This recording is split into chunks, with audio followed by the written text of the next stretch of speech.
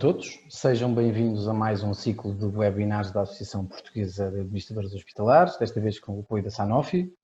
É uma iniciativa que tem o objetivo de discutir e analisar o impacto da Covid-19 através da auscultação dos utentes e dos seus representantes e o objetivo também de obtenção de contributos para promovermos a coordenação de esforços e assegurarmos soluções de continuidade de resposta de cuidados de saúde. Este é um ciclo de webinars composto por 3 webinars. O primeiro teve lugar no dia 18 de maio, em que falámos sobre a resposta dos sistemas de saúde. Eles são sobre a participação do cidadão na era Covid-19. O primeiro foi a resposta do sistema de saúde. O segundo, a 1 de junho, o regresso à normalidade, o regresso a esta nova normalidade. E hoje falaremos das soluções para o futuro. Encerramos este ciclo de webinars a pensarmos no futuro e quais são as soluções para o futuro. Antes de mais, gostaria de agradecer aos oradores, dizer que a Associação Portuguesa de Administradores Hospitalares tem um enorme orgulho em juntar-se a estas associações, e a participação do utente está muito presente na agenda da associação. E, portanto, gostaria de agradecer aos oradores convidados, que passo desde já a apresentar. Joana Camilo, a presidente da Associação Dermatite Atópica Portugal, é uma associação que apoia e defende os interesses e direitos das pessoas que vivem com dermatite atópica. Miguel Crato, presidente da Associação Portuguesa de Hemofilia, uma associação que promove a melhoria da qualidade de vida das pessoas com distúrbios hemorrágicos. E, por último, Joaquim Brites, presidente da Associação Portuguesa de Neuromuscular, que tem o objetivo de criar melhores condições de vida aos portadores de doença neuromuscular. Lembro a todos, aos participantes deste webinar, que no ícone QIA cá em baixo poderão colocar as suas questões. E desde já, vamos passar desde já ao debate. Passaria a palavra à Joana Camilo, presidente da ADERMAP, e a convidava a refletir e a elaborar um conjunto de questões e soluções para o futuro da participação do utente na era Covid. Joana, a palavra é sua.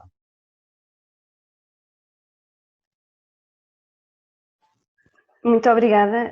Antes de mais, muito obrigada à PH pelo honroso convite. É um prazer e uma honra também estar aqui com os colegas de painel nesta sessão.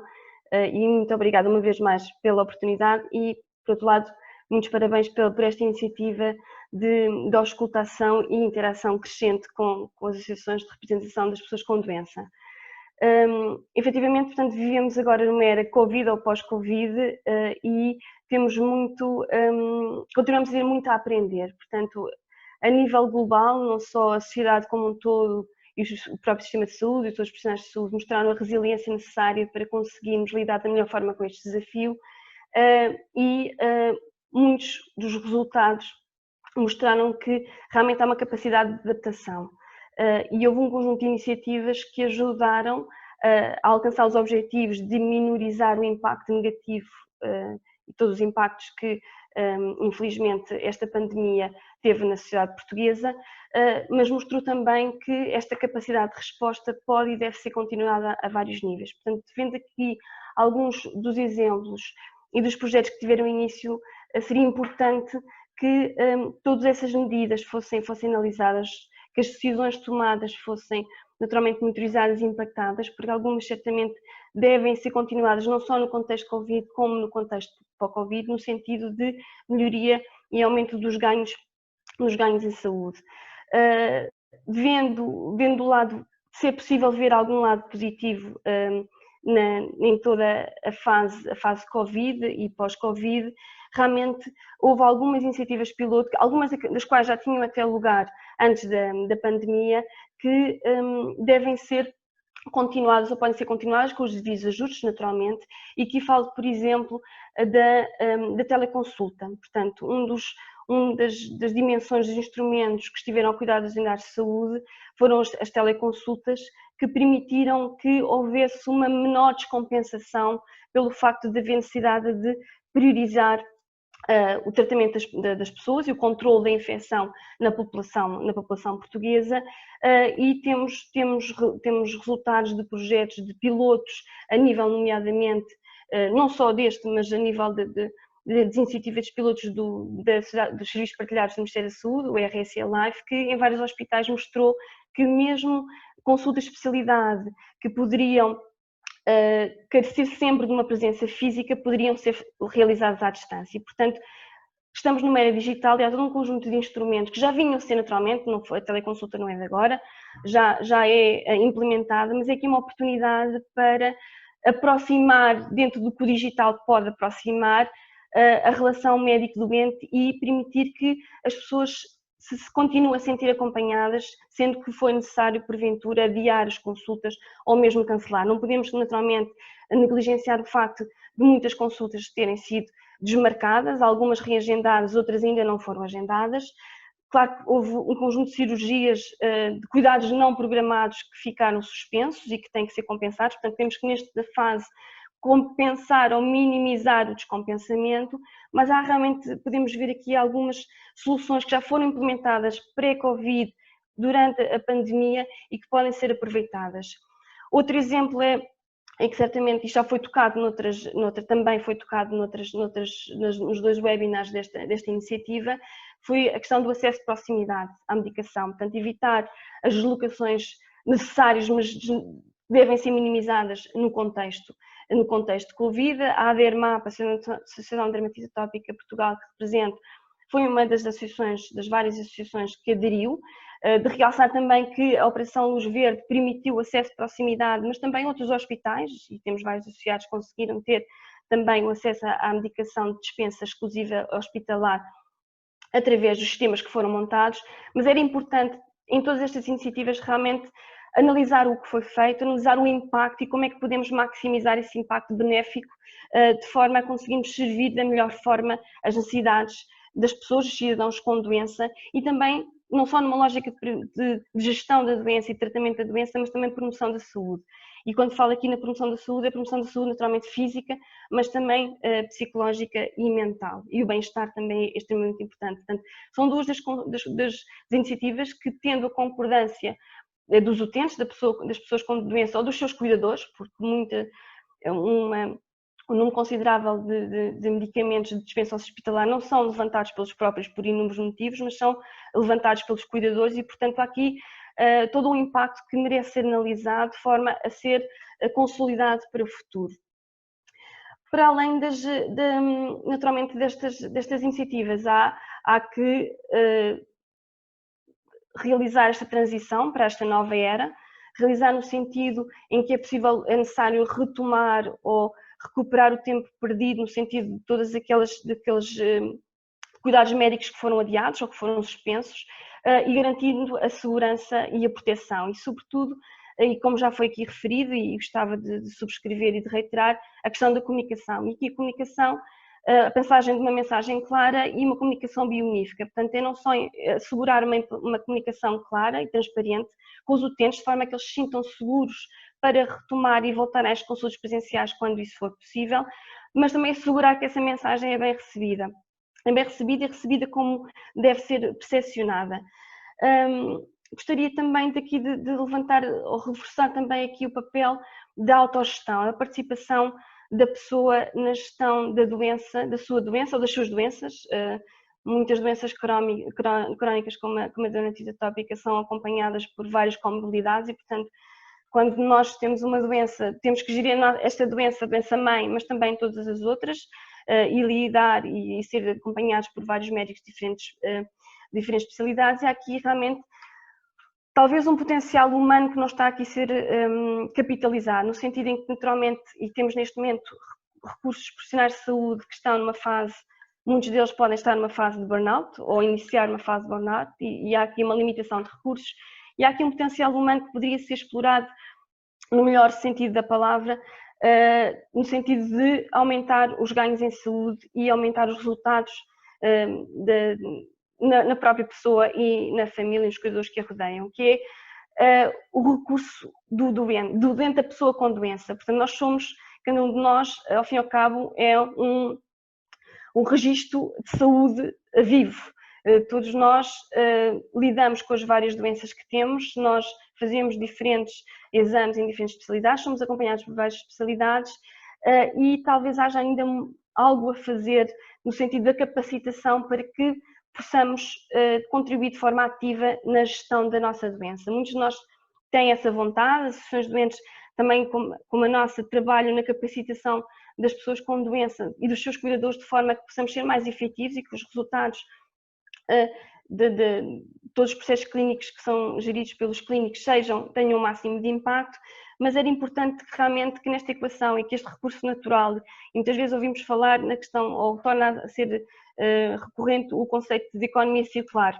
Era importante explorar o conceito de economia circular na saúde, não só, aliás, na gestão dos resíduos hospitalares, que já é, mas também na capitalização do recurso humano que a pessoa é. Portanto, uma pessoa informada, uma pessoa com instrumentos, e que voltava ao digital, com instrumentos, pode ser um recurso muito importante para aumentar o impacto que o profissional médico tem na gestão da doença.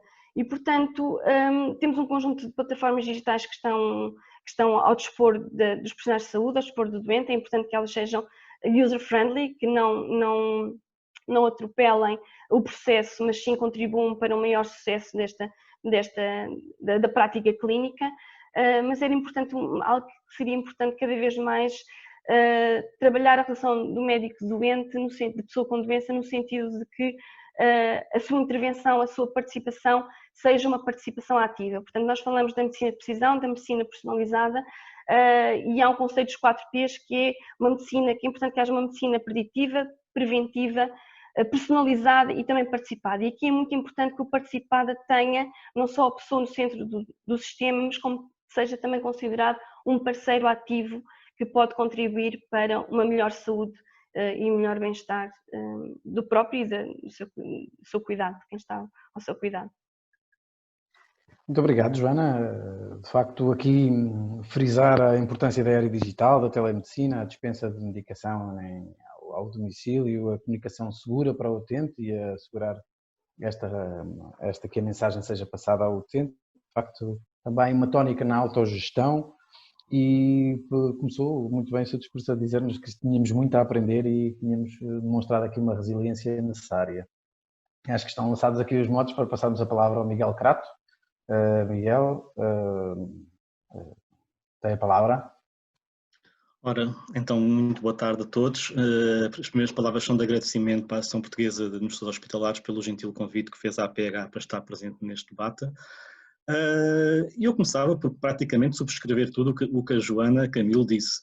De facto, eu acho que ela conseguiu tocar nos pontos todos básicos do que neste momento é importante para as associações de pacientes e na relação que deverá ser o futuro destas associações com todos os stakeholders que estão envolvidos nas respectivas patologias, não só os médicos, e aí a Joana pôs num ponto importantíssimo que tem a ver com o futuro, em que o futuro deverá passar por uma maior partilha da decisão clínica em relação ao paciente que é seguido pelo médico, e também a gestão hospitalar tem que se adaptar a essa realidade, porque de facto o objetivo final e o destinatário final do Serviço Nacional de Saúde é o paciente, e as suas necessidades são constantes.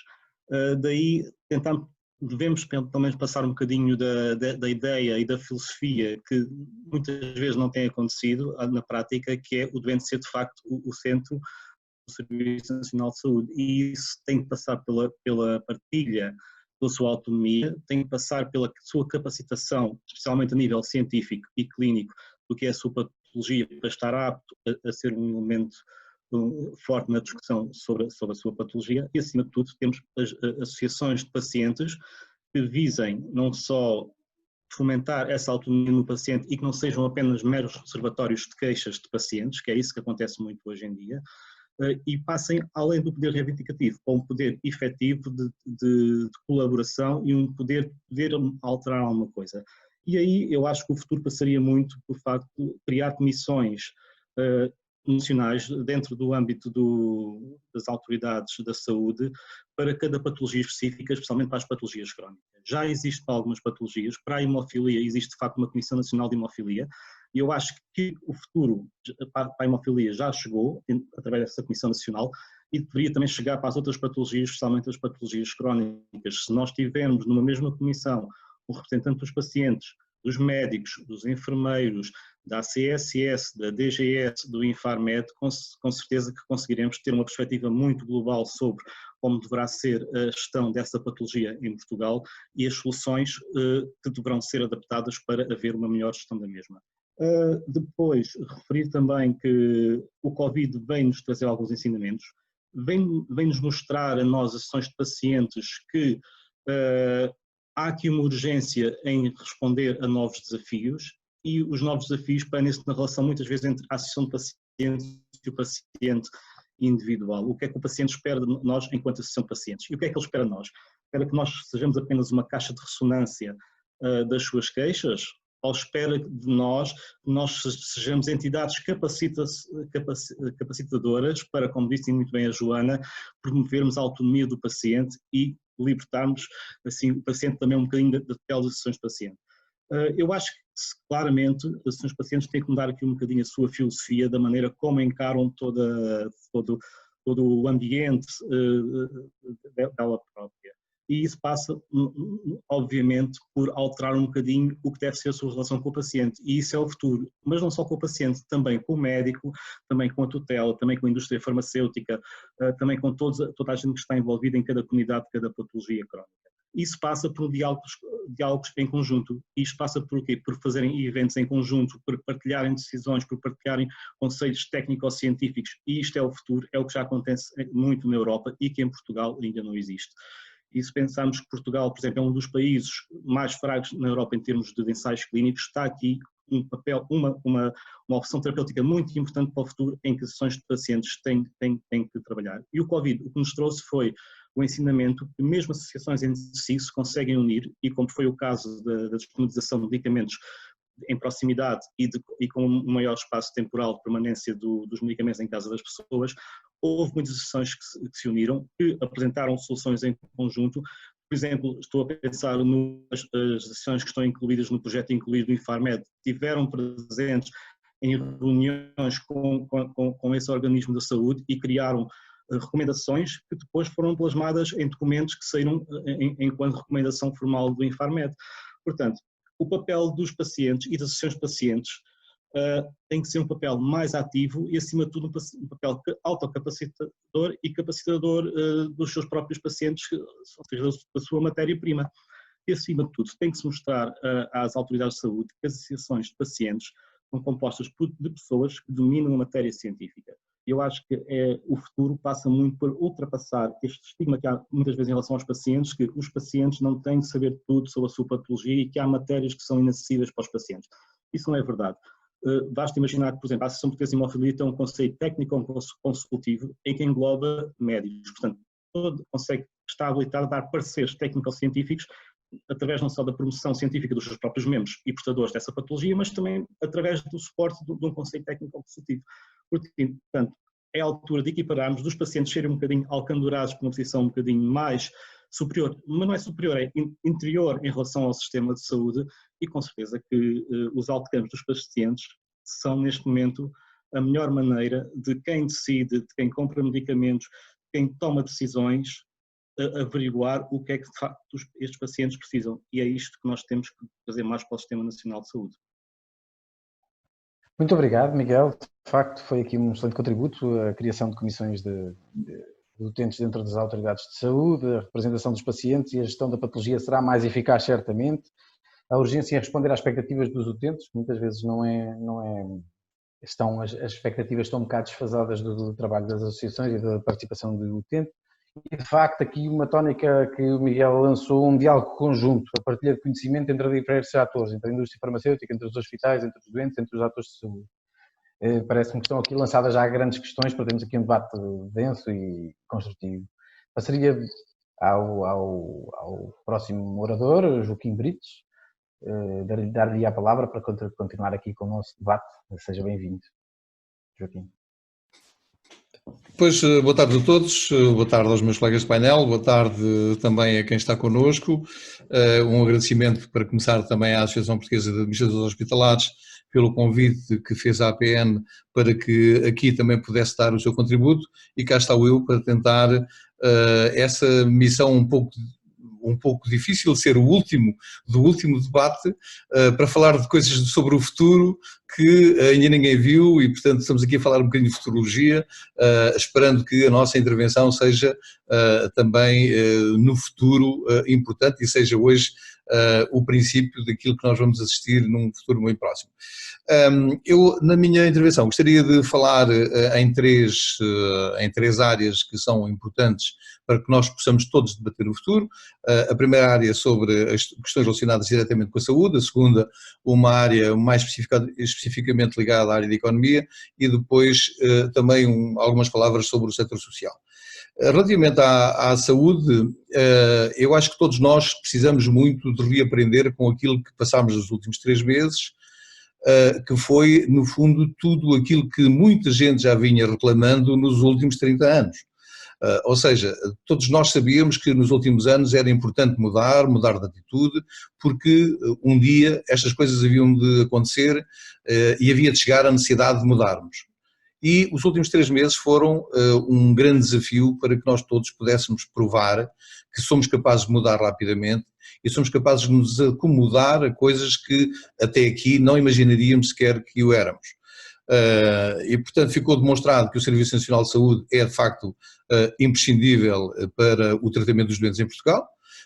Ficou mais do que demonstrado que só os privados e só o público não funciona cada um em conjunto, cada um individualmente, portanto tem que funcionar em conjunto, e isto deve lançar também para o futuro uma grande reflexão sobre a necessidade que vai haver de repensarmos tudo o que seja parcerias com, quer as parcerias público-privadas ligadas à saúde, quer também tudo aquilo que está mais ou menos feito nos acordos que são feitos com os convencionados, com os serviços convencionados, com as clínicas, com os seguros, enfim, tudo aquilo que hoje nós percebemos que não são uma resposta, que não é uma resposta adequada para aquilo que nós precisamos nestes últimos 3 meses, também não será seguramente para o decurso normal depois de passada a fase Covid-19.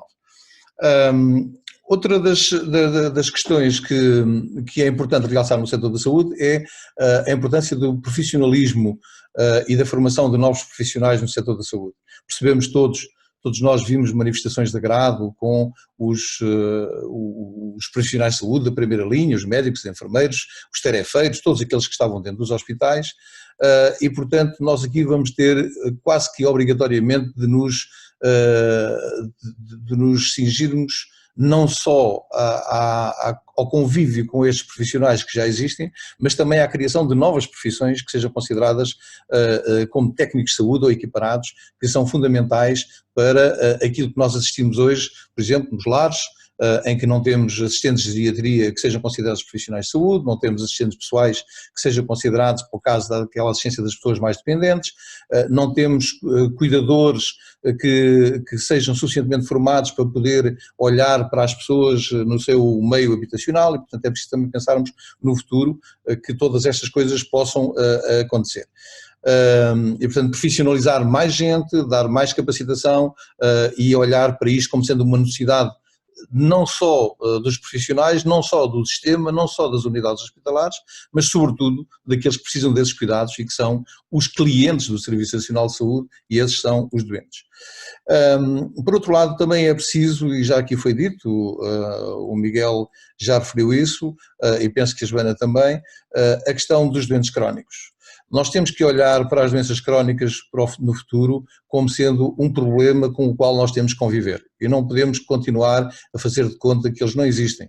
Os doentes crónicos precisam de ser tratados, muitos deles têm que ser tratados em ambiente hospitalar, outros precisarão de cuidados domiciliários, precisarão aquilo que ficou agora demonstrado com a Operação Luz Verde, que é possível fazer-lhes chegar a medicação a casa sem termos que lhes exigir que eles venham à farmácia hospitalar para buscar a sua medicação. É possível nós criarmos novas soluções que levem esses tratamentos, nomeadamente alguns tratamentos até da enfermagem domiciliária, aquilo que já se faz em muitos países da Europa e que em muitos deles são considerados um sucesso porque não só aliviam os serviços hospitalares, como também dão digamos que um ar muito mais transparente e muito mais jovial ao Serviço Nacional de Saúde. E para isso é preciso chamar todos os players que estão interessados em colaborar com a introdução desses novos sistemas e, portanto, é mais um motivo em que se deve pensar para o futuro.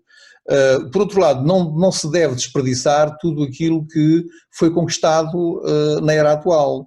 Nós no futuro não podemos pensar em abolir tudo aquilo que hoje funciona bem. Então, mas funciona bem, porque é que vamos acabar com isso? Se funciona bem a entrega dos medicamentos em farmácia hospitalar, vamos acabar com isso? Não, porque é uma norma transitória. Não, é transitória, mas funciona, está demonstrado, existem já até inquéritos a demonstrar a enorme satisfação dos utentes e dos doentes e, portanto, vamos manter, porque não manter todo esse grau de satisfação.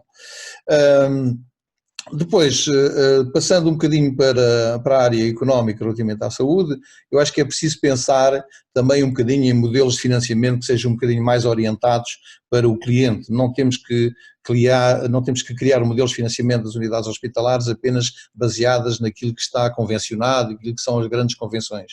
Existem já grandes estudos, até internacionais, alguns deles portugueses, que demonstram que, se forem seguidas as boas práticas em saúde, isso pode representar uma economia de milhões, de milhares de milhões no orçamento da saúde. Então, mas porquê é que nós não vamos aproveitar esse benefício dos milhares de milhões de euros que conseguimos economizar no orçamento da saúde para podermos investir em novos conceitos de saúde, em novos tratamentos, em novos equipamentos, em novos períodos de tratamento, onde se inclui inclusivamente os doentes crónicos que precisam de tratamentos de fisioterapia, de hidroterapia e que por vezes nos convencionados não encontram. Então vamos poupar nos convencionados que não funcionam e vamos utilizar esses modelos de gestão nos serviços hospitalares, admitindo mais técnicos com o dinheiro que se poupa com aquilo que se paga aos convencionados que acabam por não funcionar. Depois a avaliação do desempenho, que é uma coisa que se tem vindo a reclamar, aliás o Presidente da Associação Portuguesa de Administradores Hospitalares, Dr. Sandro Lourenço, tem falado imensas vezes nisso. É importante introduzir aqui os critérios de avaliação e um critério de qualidade também como sendo um fator decisivo para se poder combater o desperdício e organizar aquilo que vamos ter no futuro que nós próprios também validarmos.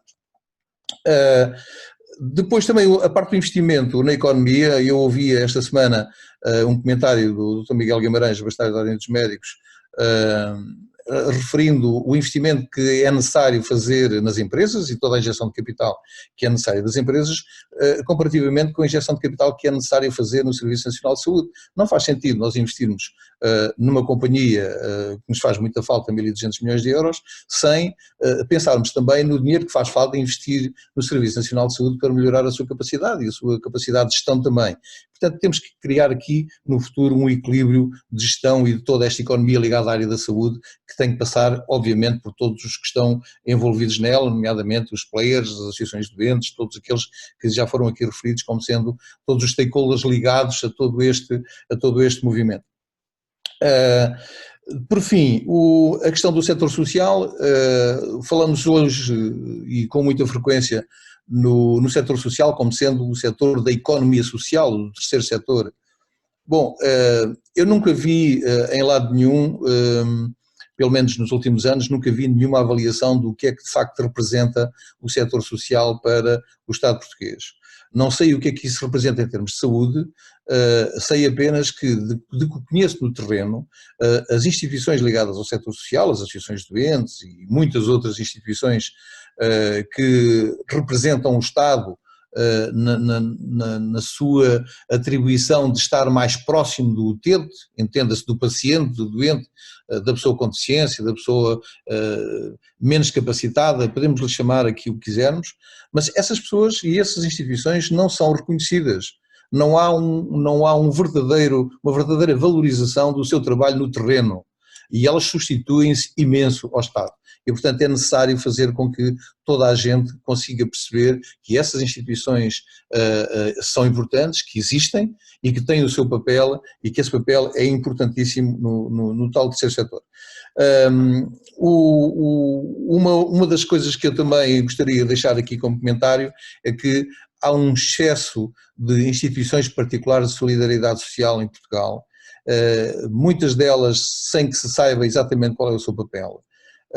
e que muitas delas tratam de pessoas que naturalmente precisam, outras nem tanto. Portanto, era preciso reavaliar a quantidade enorme que existe de IPSS, quais são as atribuições, porque é que elas existem, se existem apenas por questões financeiras ou se apenas se querem existir apenas para beneficiar de algumas isenções e coisas do género, e valorizar aquelas que efetivamente fazem um grande trabalho no terreno, que representam verdadeiramente o doente e que estão na primeira linha do combate contra muitas da exclusão, muito daquilo que os doentes se queixam hoje que não têm tratamentos e elas substituem-se a fazer esses tratamentos, substituindo os hospitais, substituindo os centros de saúde, substituindo inclusivamente algumas clínicas convencionadas com o Estado. Portanto, é importante que todos nós pensemos que o futuro vai ter que passar por a união de todos estes esforços, seja no setor da saúde, seja no setor da economia, seja no setor social. As associações de doentes terão que fazer o seu caminho. Eu tenho falado nos últimos anos muito sobre toda a parte comum que as associações têm que juntar para fazerem elas próprias uma reflexão muito profunda sobre o que é de comum e que todas elas podem fazer em conjunto.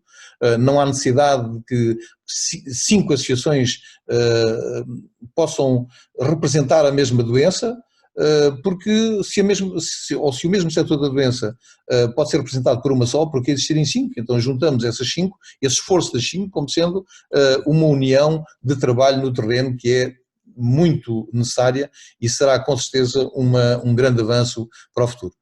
E pronto, eu viria com certeza aqui muita coisa a dizer, mas penso que o meu tempo também estará quase no fim. Deixaria depois algumas reflexões para outros, para o Q&A e para algumas pessoas que queiram fazer algumas questões. Muito bem, Joaquim, obrigadíssimo, obrigado. Aqui o Joaquim deu-nos uma perspectiva tripartida do momento que vivemos, da saúde, da economia e do setor social, a importância do SNS, a importância do profissionalismo e dos profissionais de saúde nesta época, a inclusão de novas profissões, a avaliação de desempenho e critérios de qualidade, o combate ao desperdício e a valorização das entidades da IPSS, a avaliação também do seu critério, do excesso e a reavaliação que elas necessitam para se poderem fazer representar na máxima força e representando os interesses de quem representa.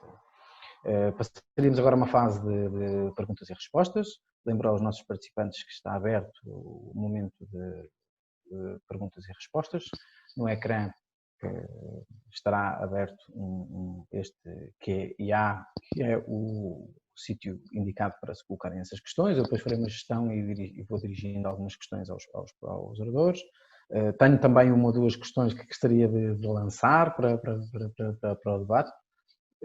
Nomeadamente, temos assistido neste momento, e eu enquanto administrador hospitalar tenho assistido muito a uma junção das entidades da sociedade civil, empresas, câmaras, escolas, lares, todos a tentarem fazer uma união em torno do combate a esta pandemia. Tem sido, de facto, a participação cívica e humana tem sido significativa junto dos hospitais, e julgo que também dentro de outros atores e prestadores de cuidados de saúde no SNS também, e portanto eu lançava-vos o repto, tinha aqui a questão pensada, que era como é que se perspectiva no futuro, ou seja, que papel é que poderemos ter e se pode existir ou não aqui a participação das associações de utente, de agregar todo este contributo e de poder gerar valor aqui na prestação de cuidados de saúde aos utentes, ou seja, gerar todo o valor que se tem criado e que pode ser criado através dessas entidades, de todas as entidades, sejam elas empresas de uma sociedade viva, de uma cidade participada, de escolas, de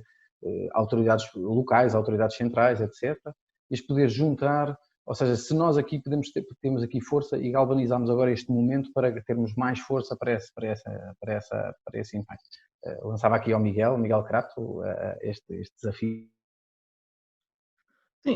Sim, eu acho que a nossa responsabilidade enquanto cidadãos ou quando nos organizamos em associações, a nossa responsabilidade não se esgota em fornecer, em darmos a nossa contribuição através dos impostos. Vai muito para além disso e, de facto, as pessoas têm a obrigação de se organizar e de contribuírem para o bem comum. É isso que é um Estado social, é isso que é um contrato social entre os cidadãos e o seu Estado. e é isso que é essencial que aconteça. É óbvio que em alturas de crise estas situações sublimam-se mais, portanto, nós vemos mais isso. Queríamos, obviamente, que isso não acontecesse só nestas situações de crise. O que a situação de crise nos prova é que, de facto, é possível haver esta conjunção de vontades para fazer coisas que aparentemente não caem dentro do âmbito das competências dessas associações, dessas entidades, dessas câmaras municipais, como muito bem o Eduardo disse. Agora, é uma questão de organização e também é uma questão de como é que isto se gera tudo, não é? Pronto, aqui o grande problema e o grande desafio é quando toda a gente quer ajudar e não há organização nessa ajuda.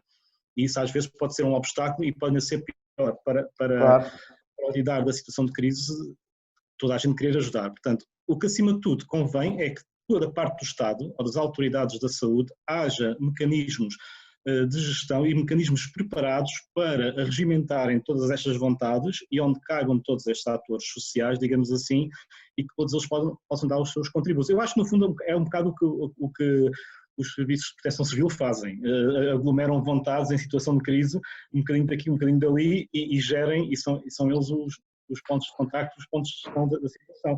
Agora, nós enquanto assistentes de pacientes, é a nossa obrigação estar inseridos no sistema. E isto é que é importante que se diga e é importante que o futuro se aperceba desta nossa vontade em estar inseridos no sistema e em ajudar.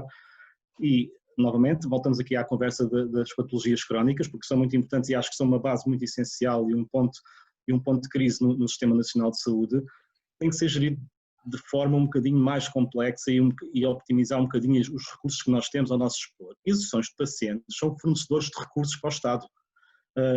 Não só através da nossa ajuda nós damos localmente a cada pessoa e fornecemos serviços, a fisioterapia, a natação, vamos imaginar tudo o que possa imaginar, mas acima de tudo queremos também ser uma voz importante na gestão e na filosofia e na estratégia que se faz em relação a esta patologia. Portanto, se nós somos os destinatários finais do Serviço Nacional de Saúde, nós obrigatoriamente temos de dizer como é que nós achamos que em relação à patologia A ou B, o Sistema Nacional de Saúde tem que operar. E é isso que se convida as gestões de saúde deste país a fazerem, a integrarem, a criarem comissões, mesmo os próprios centros hospitalares podem muito bem, em alguns casos em que o fazem, fazer uma comissão só dedicada àquela paciente, àquela patologia, em que inserem clínicos, um administrador hospitalar, um enfermeiro, e dentro daquele centro hospitalar, distrital, de referência seja o que for, há uma estratégia dentro daquele hospital para aquela patologia. E isto é o futuro. A especialização de cuidados. Sim, muito bem. Não sei se a Joana gostaria de acrescentar aqui algo à reflexão do Miguel. Sim, claro, e eu subscrevo também naturalmente tudo o que foi referido pelo Miguel. Nós, qualquer associação, e a nossa em particular, é criada porque individualmente nós não conseguimos alcançar, não conseguimos ir longe. Portanto, as associações existem porque é necessário uma organização para que haja um contributo mais sustentável e, uma vez mais, também considero que o direito à saúde implica responsabilidade, implica também deveres, e daí também a possibilidade de realmente a importância de termos em conta o contributo que o cidadão pode dar na gestão da sua doença e na contribuição para melhorar os resultados em saúde.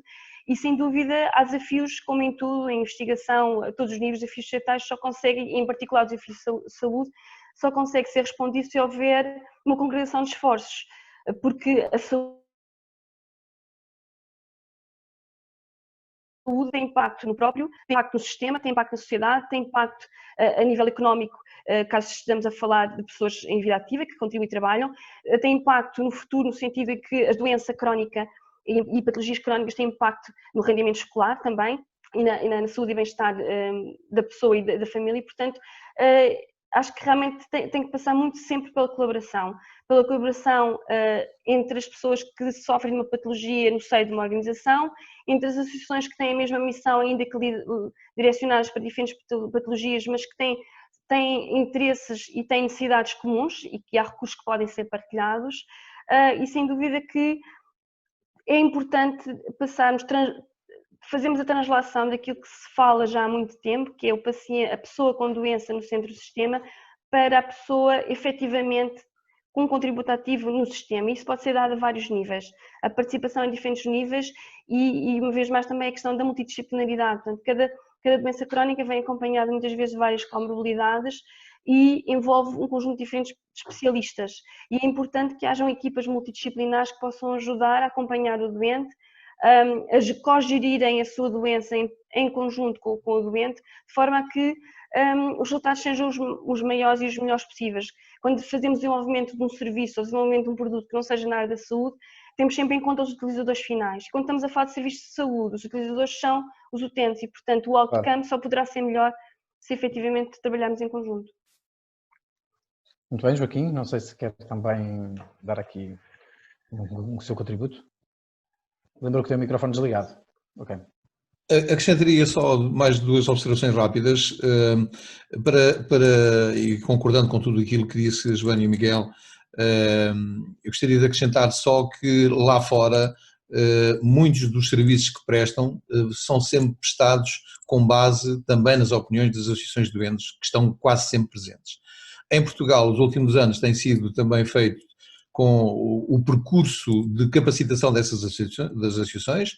Hoje já não existem associações, ou existiram muito poucas associações que não se capacitaram, que não foram à procura de se profissionalizar. Existem hoje associações representativas de uma classe de doentes que são, de facto, rodeadas de muitos bons profissionais e que têm uma capacidade muito forte para marcarem a sua presença em decisões, às vezes, difíceis.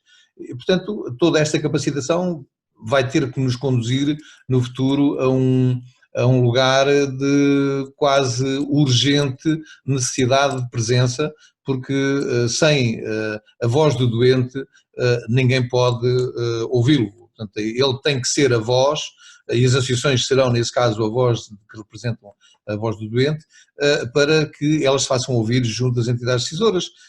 Eu julgo que o problema está mais do lado contrário. Do lado das entidades decisoras é que ainda não se percebeu que as associações se atualizaram. Portanto, às vezes, baixar um bocadinho o nível para vir cá abaixo buscar informação àqueles que eram os pedintes aqui há poucos anos, hoje não é muito agradável e, portanto, nós hoje temos que perceber que o paradigma destas coisas também foi alterando e no dia-a-dia e no percurso que nós fazemos também vamos assistindo a essa valorização e precisamos também de nos autoafirmar, acho eu. Muito bem, muito bem.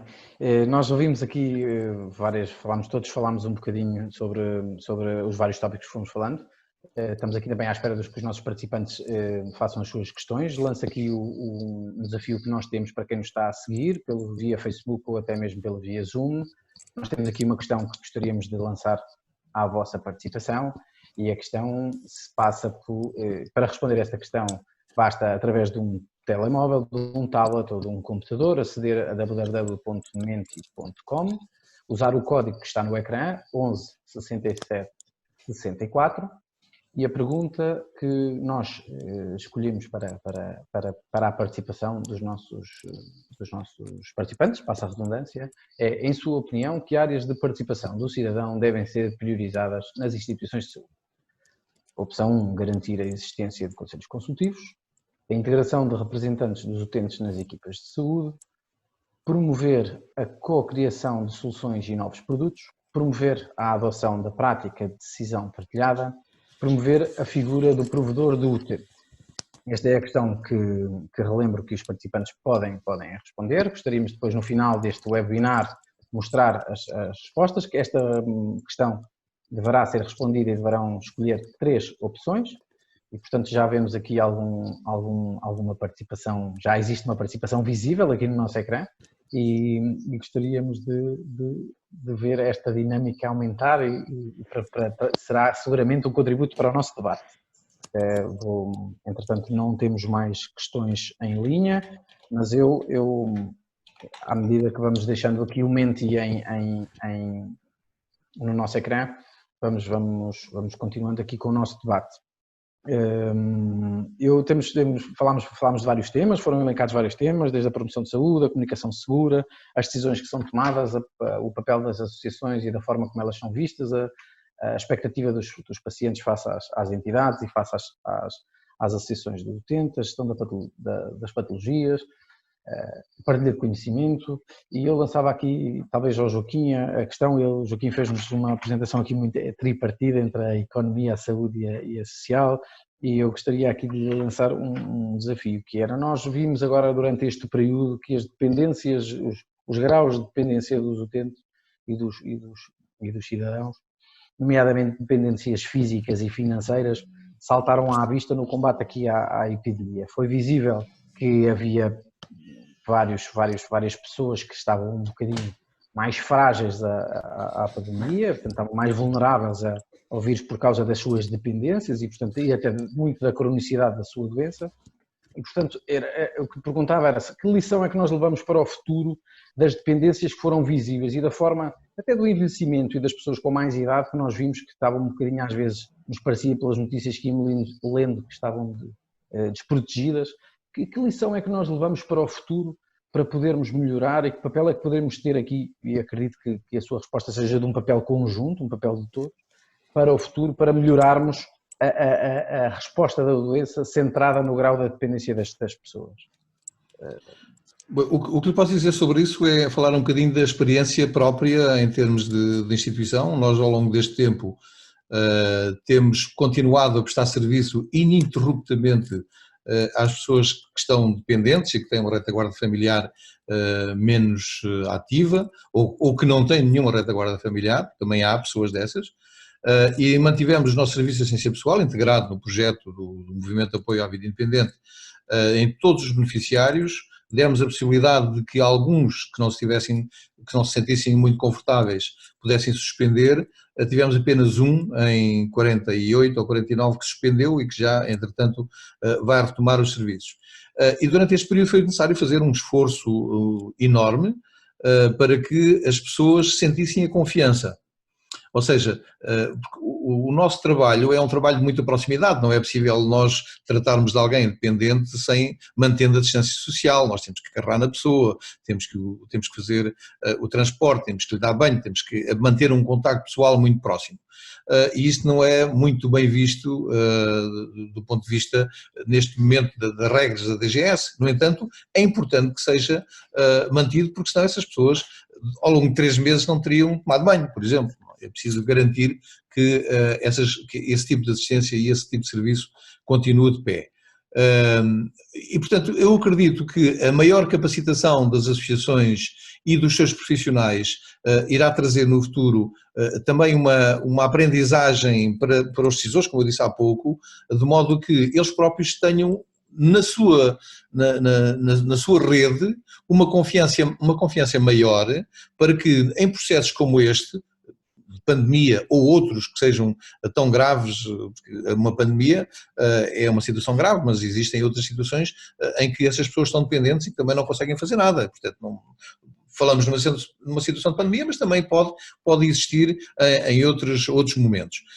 Portanto, o momento é de nós criarmos confiança, criarmos, sobretudo, um caminho de confiarmos uns nos outros e cada um no seu serviço, e penso que as entidades decisoras não terão outra possibilidade senão ver que podem contar connosco nesse aspecto. Muito bem, muito obrigado Joaquim. Temos agora aqui 2 perguntas do mesmo interveniente, do mesmo participante, David Pérez. Pergunta-nos, na opinião dos oradores, será que as equipas de saúde estarão preparadas para a inclusão do utente nestas equipas? Em relação à vida independente, foi possível garantir a totalidade dos serviços aos beneficiários no período da pandemia? Esta pergunta dirigida à APN. Não sei se gostaria de responder já, Miguel, passar-lhe a palavra. Eu posso responder, se a pergunta foi dirigida à APN, posso responder já. Sim. Que sim, foram garantidos todos os serviços sem interrupção. E sim, já relativamente à outra parte da pergunta, eu acho que a inclusão do paciente nessas decisões não nos compete a nós representamos o paciente e estamos a lutar por isso. É claro que se os serviços estão preparados ou não, vai depender muito também da confiança, como eu dizia, que nós formos capazes de incutir nesses centros de decisão. E penso que as associações hoje, com a capacitação que têm criado, vão ser capazes, num futuro muito próximo, de demonstrar que sim, que são capazes de colocar o doente no centro das atenções, já que é esse o mote que nos une e que já foi falado até aqui hoje várias vezes. Joana, aqui na sua opinião, acha que as equipas de saúde estão preparadas para a inclusão dos utentes? Eu acho que sim, acho que já há equipas e acho que já existem iniciativas inovadoras em que procuram realmente uma participação mais ativa da pessoa com doença ou do cuidador, no caso estamos a falar de crianças ou jovens, no processo de doença. E acho também a questão de haver uma confiança mútua, ou seja, também é preciso trabalhar, porque também pode haver pessoas que não estão dispostas ou não estão habituadas ou não têm esse objetivo de participar, esperam mais que sejam orientadas e não estão participar no processo na co-decisão, numa decisão partilhada, mas acho que também é importante precisamente, como foi referido pelo Joaquim, é importante também capacitar, que as pessoas estejam capacitadas e que se consiga encontrar um consenso em termos de linguagem, porque muitas vezes não há um encontro entre a linguagem clínica ou a linguagem que é prestada nos cuidados de saúde e a linguagem que está habituada, que a pessoa está habituada. Portanto, aqui eu acho que tem que haver aqui um compromisso, tem que haver um contributo, tem que haver aqui uma credibilização através da capacitação e da informação, e portanto é importante que para ser efetivo na co-decisão e na participação nas equipas de saúde é necessário que haja realmente uma capacitação prévia e que estejamos todos munidos do máximo de informação, de conhecimento e de instrumentos de apoio para essa participação, e portanto tem que haver aqui um compromisso de todas as partes e abertura de todas as partes. Muito bem, obrigado Miguel, não sei se julgo que sim. Só dar uma chega, porque de facto os meus colegas já disseram o essencial. Só para lembrar que em Portugal existe uma coisa que é um instituto que se chama o Instituto do Consentimento Informado e que tão maltratada é muitas vezes na prática clínica. E por que é que eu digo isto? De facto, o consentimento informado envolve duas partes, consentir, mas antes informar. E de facto isto vai ao encontro o que a Joana disse. Não há de todo em Portugal, mas não quero limitar isto ao Portugal, porque julgo que não é um mal só de Portugal e muitos dos problemas não são só portugueses. Há um problema de adequação da linguagem, de tempo, do tempo disponível para passar a linguagem ao paciente, do tempo de reflexão para o paciente, que é uma coisa que fala, se forem ver a norma da DGS que fala sobre o consentimento informado, obriga a um tempo de reflexão por parte do paciente, e esse tempo não é dado, geralmente é uma coisa de 5 minutos, e de facto o paciente não chega sequer a perceber-se do que é que lhe estão a propor, que tipo de tratamentos estão a... E isto acontece muito geralmente quando há alteração de tratamentos, e as coisas muitas vezes são ditas pelo médico como o médico quer, e o paciente não se chega a compreender bem o que é que lhe era destinado. E aqui as sessões de pacientes têm um papel muito importante, como é óbvio, porque se um paciente aqui sim for uma salvaguarda para o paciente, a que o paciente possa recorrer para aconselhamento e para enquadramento científico ou técnico do que é que aquele tratamento ou daquela prática significa, poderá ficar mais informado, e aí há um papel essencial das sessões de pacientes, e acho que é o papel essencial neste momento das sessões de pacientes, informar, formar pacientes, capacitá-los, dar-lhes autonomia, porque acima de tudo, uma associação de pacientes, como o próprio nome diz, é uma associação de pacientes, portanto os pacientes não podem esperar estar numa associação de forma passiva e esperando que aquelas meia dúzia de pessoas que naquela altura específica estão na associação resolvam os problemas todos que eles têm enquanto portadores da patologia. Não, eles são uma parte ativa, têm que ser uma parte ativa, e enquanto as associações de pacientes não meterem na cabeça eu tenho que ensinar isto aos pacientes e que os pacientes têm que ser parte ativa nas decisões, e todos, vai ser muito difícil e estaremos sempre a ser pacientes dependentes, e nós não queremos pacientes dependentes, queremos pacientes autónomos. Muito bem, muito obrigado Miguel. Relembro os nossos participantes que podem fazer sempre as suas questões, estamos a chegar ao fim, temos aqui uns momentos ainda para as nossas alocações finais. Temos aqui o Menti, a evolução do nosso Menti. Lembro que podem responder à pergunta que nós escolhemos para vós. Na pergunta que nós escolhemos para ser respondida basta, através de um tablet, de um telemóvel ou de um computador, aceder a www.menti.com, usar o código presente no ecrã, 11 67 64, e a pergunta é, em sua opinião, que áreas de participação do cidadão devem ser priorizadas nas instituições de saúde? Para escolhermos 3, cada utilizador escolhe 3. Vemos aqui que a promoção e a cocriação de soluções e produtos já representa aqui 24% das respostas. 28%, pergunta mais respondida, promover a adoção da partilha de decisão partilhada. Promover a figura do provedor do utente representa apenas 10%. garantir a existência de conselhos consultivos também, a presença de 10% aqui das respostas e a integração de representantes dos utentes nas equipas de saúde, também a par com a promoção da adoção da partilha de decisões, a par com representa também 28%. Portanto, ou seja, temos aqui praticamente 60% aqui das respostas centram-se aqui nestas duas hipóteses de escolha. Eu lanço aos oradores para comentarem este resultado aqui da nossa questão. Podemos começar aqui pela Joana. Joana, não sei se gostaria de dar aqui um comentário a estas respostas. Eu creio que todas as possibilidades nós temos aqui a possibilidade, ou foi-nos pedido que selecionássemos 3 das opções, mas eu acho que todas elas têm o seu grau de importância e todas elas funcionam de forma complementar a diferentes níveis.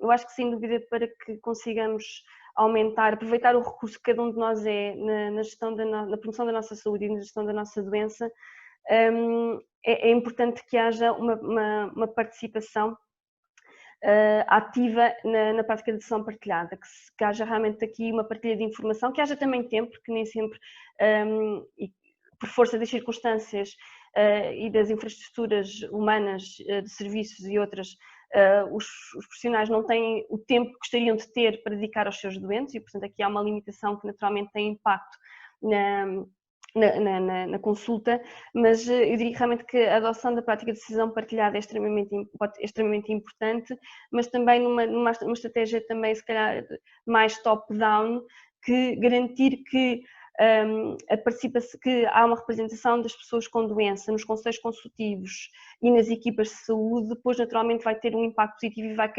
alavancar a própria adoção da prática de decisão partilhada e vai alavancar naturalmente a cocriação de soluções e novos produtos. Portanto, eu acho que a promoção de cocriação acaba por, se conseguirmos implementar as outras opções, conseguimos naturalmente ter um processo natural de cocriação de soluções para benefício das pessoas e para benefícios do sistema e, claro, pensando sempre na sustentabilidade do sistema, que possa garantir o direito à saúde das pessoas. Muito obrigado, Joana. Miguel, não sei se gostaria de fazer aqui um comentário também. Sim, um breve comentário. Eu estava aqui a olhar para estas hipóteses e estava a pensar do ponto de vista da Associação Portuguesa dos Administradores Hospitalares e do que é ser um administrador hospitalar, onde é que vocês podiam, de facto, ter aqui alguma influência em que alguma destas medidas fossem efetivamente adotadas nos hospitais. Os conselhos consultivos, eu achava ótimo que se daqui desta pequena reunião entre nós e deste pequeno debate saísse, por exemplo, a ideia de que as administrações dos centros hospitalares poderão, mesmo a nível de projetos pilotos, fazer conselhos consultivos de algumas patologias para ver como é que corre, integrar as equipes clínicas, integrar um administrador, integrar os enfermeiros, seria ótimo. Portanto, eu acho que é bastante importante ao nível programático, os conselhos consultivos, mas sem dúvida que para o paciente em si, as decisões partilhadas e a integração dos representantes utentes nos serviços de saúde são essenciais. A figura do provedor do utente eu vejo mais como uma queixa, no entanto acho positivo, e até do ponto de vista dos administradores hospitalares, que haja sempre uma linha aberta direta para promover a transparência e a garantia de defesa do paciente através da reclamação no meio hospitalar, e isso sem dúvida que é essencial. Sim, sim. De facto, a Associação Portuguesa de Administradores Hospitalares e os administradores hospitalares hoje em dia, julgo que se revêem um pouco na existência de conselhos consultivos e acho que teria um contributo, claro, muito positivo na prestação de cuidados. Acho que mais avançado, uma decisão mais partilhada, mais construtiva e, sobretudo, com mais conhecimento da doença e das dependências que ela cria e das inevitabilidades que ela cria muitas vezes. Joaquim, não sei se gostaria também julgo que sim, de comentar aqui. Sim, um comentário muito breve. Eu acho que tudo aquilo que nós temos estado aqui a dizer reflete a tendência dos resultados do inquérito, ou seja, o cidadão, o doente, o utente quer fazer parte das decisões em saúde e, portanto, quer seja através da tal criação de mecanismos que até lhes são um bocadinho estranhos e que não estamos habituados a ouvir falar deles, a questão da cocriação de soluções e de novos produtos também não é uma coisa muito comum, a questão da integração dos representantes dos utentes nas equipas de saúde tem que se ver em que moldes é que pode ser feito, mas não deixa de ser importante e, portanto, isto continua a ser um dos grandes cavalos de batalha das associações. Não se pode falar do doente sem que o doente esteja presente, não se podem tomar decisões sobre medicamentos para os doentes sem que os doentes sejam ouvidos e, portanto, toda esta questão é uma tendência natural que as pessoas que precisam de cuidados querem participar nas decisões. Muito bem, muito obrigado. Resta-me agradecer a todos, estamos a chegar ao fim do nosso webinar. Eu, quando disse no início que tínhamos o painel de excelência, não me enganei, sabia do que estava a dizer. Tivemos, de facto, aqui um debate muito construtivo, muito participado. Gostaria, em nome da Associação Portuguesa de Administradores Hospitalares, agradecer a todos, agradecer a participação, os contributos, dizer que a Associação irá proceder também à leitura de recomendações e à elaboração de recomendações no seguimento destes webinars. Gostaria de lançar aqui aos participantes, a quem nos está a ver, uma avaliação, avaliar este webinar em palavras, numa única palavra, avaliar o webinar, ou seja, utilizando também o Menti, www.menti.com, e utilizar o código que já está exposto no ecrã, já foi utilizado anteriormente. Já temos aqui 2 participações, excelente, muito útil, muito interessante. São de facto aqui palavras que nos vão chegando. Passo também o agradecimento à Sanofi por dar aqui o apoio a este ciclo de webinars. É um ciclo de webinars que começou no dia 18 de maio, com a resposta do sistema de saúde e a avaliação da resposta do sistema de saúde. Depois, no dia 1 de junho, com o regresso à normalidade, à nova normalidade, e hoje, que soluções para o futuro. Sempre com a participação do utente, e a participação do utente na era Covid como tema-chave, como tema-chave deste webinar. Para a Associação Portuguesa de Administradores Hospitalares é muito importante o papel das associações de doentes e a forma como elas estão envolvidas no sistema e melhorar sempre o papel do utente no SNS e nos sistemas de saúde. A todos, uma vez mais, muito obrigado. Um abraço forte a todos os oradores. Joana, muito obrigado. Obrigado por votos de sucesso para a vossa associação. Miguel, um abraço também e tudo de bom para vós. O contributo que nos deu também foi extraordinário. E Joaquim, um excelente votos de excelente trabalho também. Muito obrigado. Obrigado pelo vosso contributo. Votos de muito sucesso para a vossa associação, para todos. Um abraço e muito obrigado. Muito obrigado também pela oportunidade e até uma próxima.